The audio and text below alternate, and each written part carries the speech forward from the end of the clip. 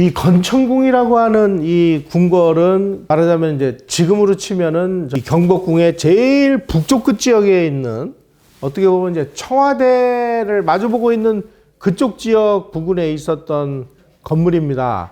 이 건천궁이라는 것은 고종이 아버지를 내쫓고 자기가 이제 통치를 하기 위해서 상징적인 건물로 만들었는데 우리에게는 어떤 건물로 유명하냐면은 조선 최초로 전등이 가설된 건물이다라는 곳으로 또 유명한 곳이에요.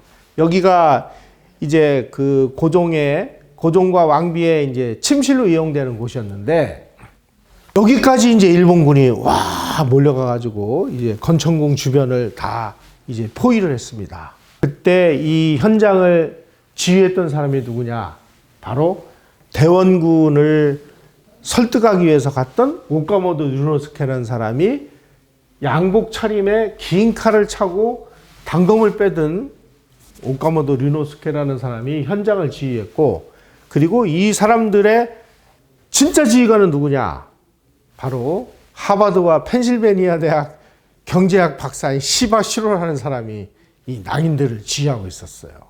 그리고 현장에는 이제 뭔가 그 일본말을 잘 모르잖아요. 그래가지고 이제 그 통역관인 스즈키 중켄, 그 다음에 영사관 경찰 책임자인 오기와라 히데지로, 구니모토 시게야키, 이 사람이 한성신보 주필이라는 사람이고, 사사 도모우사라는 사람들이 낭인들하고 같이 가서, 여기 나오는 이 사람들은 어떤 면에서 보면 낭인을 지휘한 사람들입니다. 이 사람들이 이제 건천궁을 포위하고 왕의 침실로 쳐들어가서 내부를 이제 수색을 하는 거예요. 이 조선에서는 특히 조선의 그 높은 지위에 있는 사람들은 여성은 절대 다른 사람한테 얼굴을 보이면 안 되죠. 그래서 어디를 뭐 외출할 때도 전부 옷을 가리죠. 요즘에 이슬람 여성들 어디 외출을 할 때 뭐 시커먼 거 뒤집어 쓰고 뭐 부르카라고 하나요? 그런 거 뒤집어 쓰고 다니죠. 조선에서도 마찬가지예요. 장옷이라고 그래서 얼굴 다 가리고 다니고, 그래서 어떤 여성이 누군지 얼굴을 아는 사람이 없어요. 이 낭인들도 거기 뭐 이제 왕궁 안에 뭐 왕비도 있고 뭐 상궁도 있고 궁녀도 있고 그런데 얼굴을 알아야 말이죠, 얼굴을. 그래서 이제 왕비가 누군지를 모르는 거예요, 왕비가 누군지. 그래서 막 낭인들이 일본들을 빼두고 막 방마다 막 들쑤시고 다니면서 왕비를 찾아야 되는데 왕비 얼굴을 아는 사람은 없고, 문을 박차고 난입해가지고 막 울부짖는 막 여성들, 막 도망가는 여성들을 그냥 칼로 막 배 죽이고, 이제 아비규환이 벌어진 것입니다. 여기 이렇게 한번 보시죠. 여기가 광화문입니다.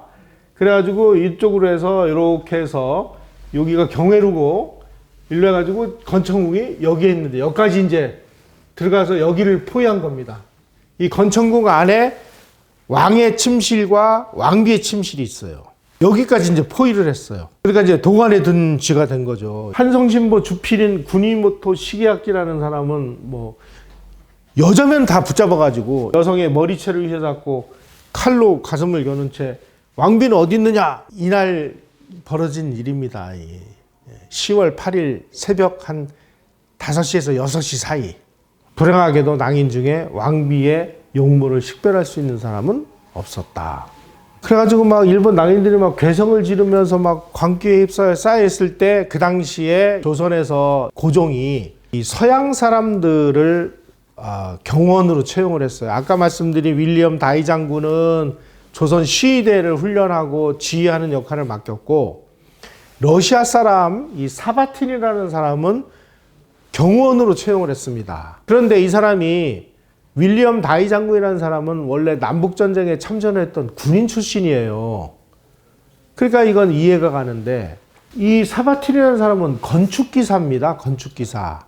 그래가지고 주한 러시아 공사관을 질 때 설계를 이 사람이 한 사람이고, 근데 왜 고종이 러시아 건축기사를 왕궁의 그 호위로 이 사람을 썼을까? 아마 유추해 보면은 러시아는 힘센 나라니까 러시아 사람을 채용하면은 감히 어느 누군가가 건드리지 않겠지라고 하는 그런 생각 때문에 이 사바틴이라는 사람을 쓴 거 아닌가 싶은데, 어쨌든 이 사바틴이라는 사람이 그날 당직자인데, 그 당직자로서 건천궁에서 있다가 이 일이 진행되는 것을 전부 이 목격을 하고 나중에 이 사람이 주한 러시아 공사관으로 가가지고 내가 목격한 것이 이렇습니다 해가지고 이 사바티나 사람이 다 부른 바람에 일본 낭인들이 이 짓을 했다라는 사실이 이제 다 밝혀졌고, 이런 그 내용들은 전부 이 사바틴이라는 사람의 기록, 그 다음에 윌리엄 다이 장군이라는 사람의 기록, 이런 사람들의 기록이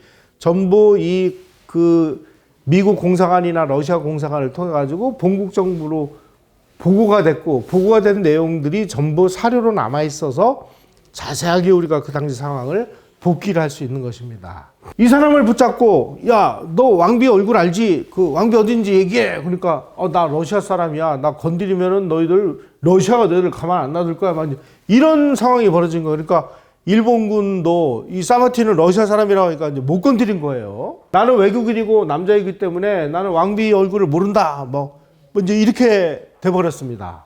이때 이제 고종이 장지문 열어놓은 방에 환관들에 둘러싸여도 덜덜덜 떨고 앉아 있었다는 거 아니에요. 이때 이제 날이 훤히 밝으면서 바로 이제 건천궁 안에 이 오코루라는 이 건물이 있었는데, 여기가 이제 왕비의 침실인데 궁녀들이 있고 궁녀들 사이에 민비가 거기 이제 궁녀 복장을 하고 숨어 있었습니다. 설마 아무리 깡패 같은 낭인들이라도 왕비 침실까지는 침범을 하지 않을 거 아닌가, 아마 이런 차원에서 그 민비가 여기에 궁녀들 사이에 이렇게 숨어 있었던 거 아닌가 하는 생각이 들어요. 그런데 낭인들은 뭐 이런 거 저런 거 안 따지고 막 오코루로 막 밀고 들어가려고 하니까 이때 이 국내부 대신인 이경직이 이 사람들을 막 결사적으로 막은 거예요. 그러니까 이 낭인들이 이 왕비가 여기 있구나, 이게 알려진 겁니다. 그러니까 일본군 소위 바로 여기에 등장하는 미야모토 다케타로라는 사람이 최초로 민비를 이제 시해한 그 사람인데, 권총으로 이경직이라는 사람을 딱 쓰러뜨리고 칼로 베어가지고 이경직이라는 사람이 현장에서 죽습니다. 나중에 이분도 장충단에 모셔져요. 그러니까 이제 막 국내부 대신이 결사적으로 막는 걸 보니까 왕비가 여기 있는 게 이게 확실하다. 그래서 낭인들이 막 몰려 들어가지고 막 거기 있는 궁녀들 막 부수고 네가 왕비지 막 뭐 이러니까 막 이 중에 이제 한 여성이 도망을 간 거예요. 그래서 그 여성을 붙잡아 가지고 마룻바닥에다 내동댕이를 친 다음에 발로 가슴을 밟고 칼로 시해를 했는데 그게 왕비였던 것이죠. 이런 모습을 보면 나는 뭐 조선의 국모다 뭐 그런 대목은 사료에는 없습니다. 바로 그때 이 현홍택이라는 사람이 조선 시위대를 지휘하는 지휘관이었는데 일본군에게 끌려와가지고, 왜냐면은 이 일본군과 이 낭인들이 왕비의 얼굴을 모르니까 현홍택을 데려다가 야, 이거 너 왕비야 아니야? 뭐 이제 이걸 이제 확인을 시켜주고 데려왔는데 나는 뭐 얘기 못한다. 이렇게 버티고 있는데 보니까 왕비로 보이는 부인이 칼에 맞아가지고 이제 누워있는 모습을 목격을 했고, 그리고 왕비의 얼굴을 알고 있는 훈련대대 2대 대장 우범선이라는 사람이 왕비의 모습이 맞다. 그래서 이제 왕비가 시해된 사실이 밝혀집니다. 그때 이제 칼을 맞은 여성이 하늘을 향한 채 쓰러져 후 하면서 가쁜 숨을 내쉬고, 그리고 두 손으로 얼굴을 가리고 잠시 후에 숨이 끊어졌다. 이렇게 사료로 나와 있습니다. 이제 여기서부터가 문제예요. 낭인들이 이제 왕비 신분을 확인했으니까 이제 증거 인멸 작업을 위해서 피도 좀 씻어내고, 그 다음에 왕비 시신을 이제 소각을 해라. 그래가지고 왕비 시신을 문짝을 뜯어가지고 문짝에다가 왕비 시신을 얹는 다음에 녹원으로 가가지고 거기다가 이불로 덮은 다음에 석유를 뿌려가지고 이걸 태워요. 태운 다음에 이제 남은 뼈 조각을 뭐 이제 연못에다가 집어던지는 이런 아주 끔찍한 만행을 저지릅니다. 일부에서 시해당한 여성 시신을 능욕한 거 아니냐 이런 주장을 하는 분들도 있는데, 사료로 그것을 입증을 하기에는 좀 여러 가지 어려움도 있고, 사료 자체가 신빙성도 없고 그래서 요즘은 그런 얘기를 잘 안 합니다만, 어쨌든 이 시해당한 왕비의 시신이 후원으로 옮겨져서 거기에 시신에다가 그 석유를 끼얹고 불태운 다음에 남은 뼈 조각을 이렇게 집어던진 이런 기록들은 다른 사료를 통해서 다 확인이 되는 내용들입니다. 나중에 이 윤석우라는 사람이 결국은 민비를 시해한 사람이다라고 이 사람에게 모든 죄를 뒤집어 씌워가지고 이 윤석우라는 사람을 사형을 시켜요. 이렇게 해서 이제 왕비는 시해당한 다음에 시신까지 불태워져서 그야말로 정말 흔적도 없이 사라져 버렸고, 이 이주애라는 사람도 이 윤석우하고 같이 체포돼 가지고 왕비 시해죄를 뒤집어 씌워 가지고 이 이주애도 처형을 당해요. 나중에 이제 흥룡회 뭐 이런 사람들이 이주애의 그 옷가지 이런 걸 모아 가지고 용산에다가 뭐 무덤을 만들어주고 뭐 이런 그 일들이 벌어지는데, 어쨌든 이런 식으로 해서 민비의 시신까지를 없애버림으로 인해서 증거 인멸 작업을 하는 와중에 우찌다 영사라는 사람이 나중에 이제 이 사건의 전모를 다 이제 이 수사를 한 사람인데, 그때 왕비의 시신을 소각하기 전에 왕비 허리에 달린 주머니에서 러시아 황제에게 주한 러시아 공사 베베르의 유임을 의뢰하는 왕비의 자필 편지를 발견했다. 그러니까 그 당시에 왕비하고 러시아 황제 니콜라이 2세 사이에 어떤 비밀 그 서신이 아주 여러 차례 오갔다라는 사실을 유추할 수 있는 이런 사실이 발견되는 걸로 봐서 그 당시 이 민비와 고종이 러시아하고 얼마나 깊이 연관되어 있었는지를 이런 사료를 통해서 우리가 좀 유추해 볼 수가 있습니다. 그때 왕비가 시해당할 때 나이는 44세. 이 매천야력을 쓴 황현은 민비의 그 죽음을 이렇게 기록을 해놨습니다. 왕후는 기민하고 권모술수가 많았는데 정치에 관여한 20년 동안 점차 망국에 이르게 하더니 마침내 천고에 없던 변을 당했다. 여기에서 이제 그 의문이 듭니다. 전 그러면은 실제로 제일 먼저 민비를 그 시해한 사람은 누구냐?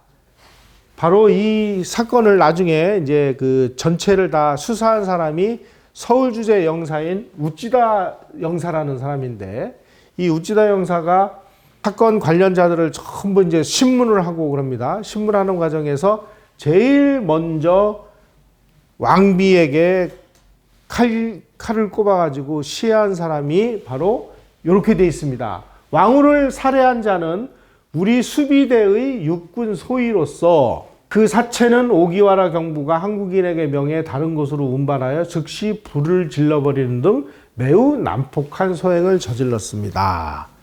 그 당시 현장에 있었던 우리 수비대, 그 일본 육군 수비대의 소위, 그 소위가 누구냐?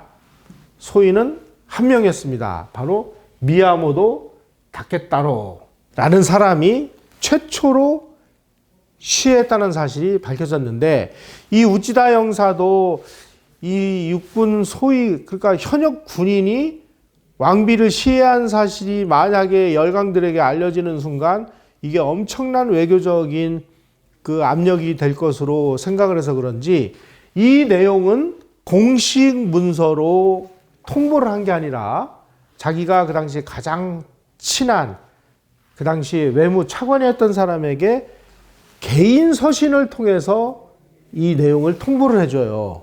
아, 그 당시에 제일 먼저 왕비를 시해한 사람은 사실은 일본군 육군 소위 미야모토 다케타로라는 사람입니다.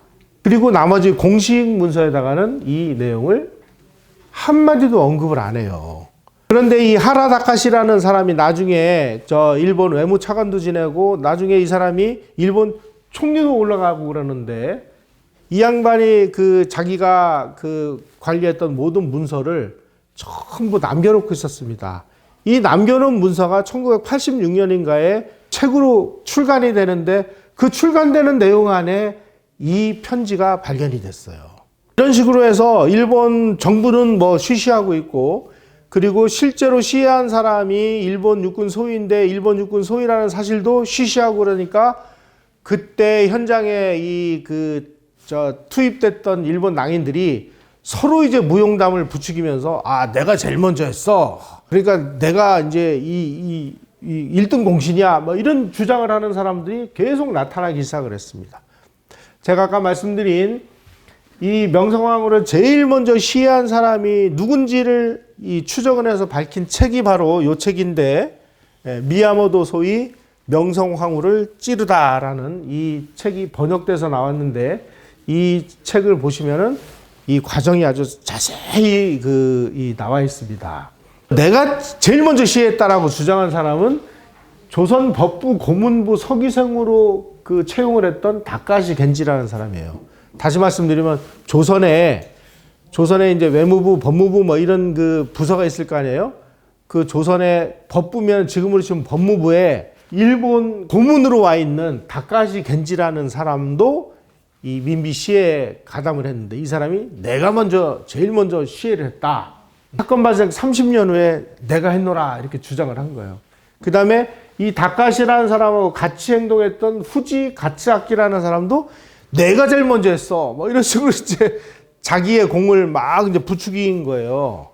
그런데 이 후지 가츠아키라는 사람은 어떤 일에 또 연관이 되어 있냐면은 1908년 2월에 자기 고향인 후쿠오카에 구시다 신사라는 신사가 있습니다. 그 신사에다가 사실은 내가 민비를 제일 먼저 시해를 했는데 그 민비를 제일 먼저 시해할 때 쓴 칼이 이거요 하고 자기가 이 구시다 신사에다가 이 칼을 기증을 했어요.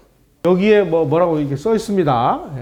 칼날 길이는 약 90cm고 칼집에다가는 늙은 여우를 단칼에 베다라는 글씨를 새겨가지고 이걸 이제 구시다 신사에다가 보관하고 있는데, 이 사람이 민비시의 기념으로 이걸 새겼다라고 주장을 해요. 이건 이 사람이 주장이니까 이 주장을 확인을 어떻게 해야 될지는 모르겠습니다만, 문제는 경기도 여주에 있는 이 명성황후 생가박물관이 있는데 이 칼의 모형을 지금 전시를 하고 있어요. 이 칼이 진짜 그 칼인지 아닌지. 그런데 이 우찌다 형사의 보고서에 의하면은 제일 먼저 시해한 것은 후지나 이런 사람이 아닌 일본 육군 소위다. 이게 이렇게 밝혀져 있습니다. 이렇게 이제 10월 8일 날 새벽 5시에서 6시 사이에 이 끔찍한 일이 진행되고 있을 때 이 미우라 공사는 그날 이제 새벽에 탁 일어나가지고 이놈들이 지금 작전을 잘하고 있나 막 고민하고 있다가 바로 이 시바시로라는 사람이 여기 또 등장하죠. 일이 다 이제 해결이 됐습니다. 그 얘기를 듣고 경복궁으로 입고를 해요. 입고를 해가지고 가서 보니까 지금 일본 낭인들이 아직도 해가 떠 있는데 막 피칠갑을 한 일본 낭인들이 막 경복궁 안에서 설치고 다니는 거예요. 그러니까 야 이놈들아 너희들 빨리 나가 그래가지고 이제 낭인들을 이제 퇴청을 시켰는데, 피칠갑을 한 이 낭인들이 칼을 여기다 메고 나오는 모습을 날이 훤히 샜으니까 여러 사람이 목격을 한 거예요. 그래서 이게 대원군과 이 조선훈련대 쿠데타로 위장을 하려고 했던 일본의 계획이 다 틀어지면서 일본이 이 짓을 저질렀다라고 하는 사실이 만천하에 공개가 됐습니다. 그래서 이 미우라 공사는 새벽에 도착을 해가지고 조선 국왕을 아련을 한 시간하고 이분이 이 경복궁에 입고한 시간 사이에 약 1시간 정도 이 시간 차이가 나요. 이 1시간 사이에 이 미우라 공사가 현장에서 이 시신을 소각하는 이런 일을 현장에서 지휘한 거 아니냐, 이렇게 이제 학자들은 유추를 하는데, 그것을 입증을 할 수 있는 사료는 없지만 어쨌든 새벽 6시 5분에 경복궁에 입거를 했고, 그리고 고종을 아련한 시간하고의 사이에 약 1시간 정도의 이 텀이 있는 걸로 봐가지고는 아마 이 증거를 인멸하는 지시를 현장에서 했을 가능성도 배제할 수는 없다라고 이렇게 우리가 볼 수 있겠습니다. 이런 사실이 이제 이 일본 정부에다가도 보고가 돼가지고 일본 천황도 이 보고를 받고 지금 왕비가 시해됐습니다. 이런 얘기를 보고를 하니까 일본 천황이 이러더라는 거예요. 메이지 천황이. 미우라고로 이 친구는 한 번 마음 먹으면 그것을 단행하는 것을 주저하지 않는 놈인데 이놈이 무슨 사고를 쳤구나. 반응을 보였다는 겁니다. 이게 이제 우리 을미사변의 이제 진상인데, 과정을 우리가 놓고 보면 삼국 간섭에 의해서 일본이 랴오동반도를 이 청나라가 돌려주면서 일본이 아주 외교적인 그 큰 수모를 당하고, 그 외교적인 수모를 당하는 것을 고종과 민비가 보고 재빨리 러시아에게 그 요청을 해서 러시아 세력이 조선을 물밀듯이 밀고 와가지고 조선의 각 그 요지를 러시아하고 내통한 사람들이 차지하고 일본 세력이 조선에서 떨려나갈 것을 우려하니까 일본에서 뭔가 대책을 세워야 되겠다. 그래서 공사를 미우라 공사로 바꾸고, 미우라 공사는 조선으로 부임을 할 때 내가 가서 자유로운 행동을 할 수 있는 모든 권한을 달라. 그러니까 일본이 그래, 너 자유로운 그 행동을 네가 해 라는 권한을 받아가지고 와서 일을 벌인 것이 을미사변이다. 우리가 이런 사실을 나쁘게도 볼 필요 없고 뭐 어떻게 할 필요도 없고, 있는 그대로의 사실을 우리가 들여다보는 것이 가장 첩경이라고 생각을 합니다.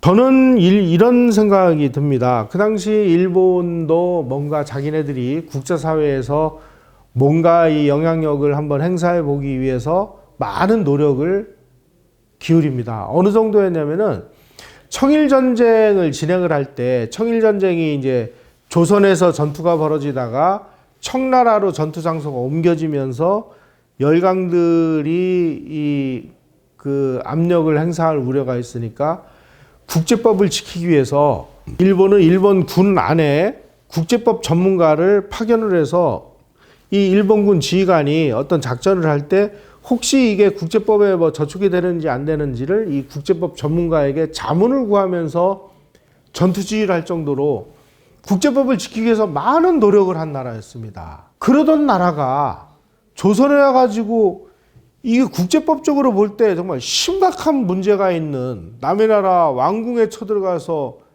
왕비를 시해하는 이런 폭거를 이렇게까지 저해할 수가 있을까? 왜 했을까? 이런 고민을 하다가 보면은 결국은 일본은 조선이라는 나라가 우리의 국가이익하고 관련이 없는 러시아를 끌어들여서 한반도를 러시아판으로 만들면 일본의 국가안보가 심각하게 위협이 되는데, 이런 부분에 대한 경고를 너무나 노골적이고 직접적이고 폭력적인 방법으로 행사한 것이 을미사변이 아닌가, 이런 생각이 듭니다. 특히나 정말 심각한 문제는 이 을미사변이 진행되는 과정에 동원됐던 이 부대들입니다. 조선에 주둔했던 일본군 600명이 동원이 됐고요.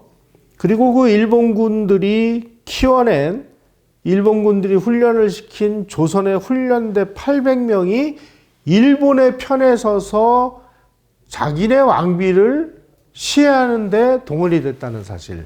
그리고 그러한 그 병력이 동원됐을 때 그러한 그 어떤 외부의 적들로부터 이 도전을 지켜내야 될 조선의 이 왕실 수비대의 이 병사들의 이 수준이나 이런 것들이 그날 밤 행적을 보면은 이런 정도의 수준 가지고는 절대 나라를 지킬 수 없다라는 것이 만천하에 드러났습니다.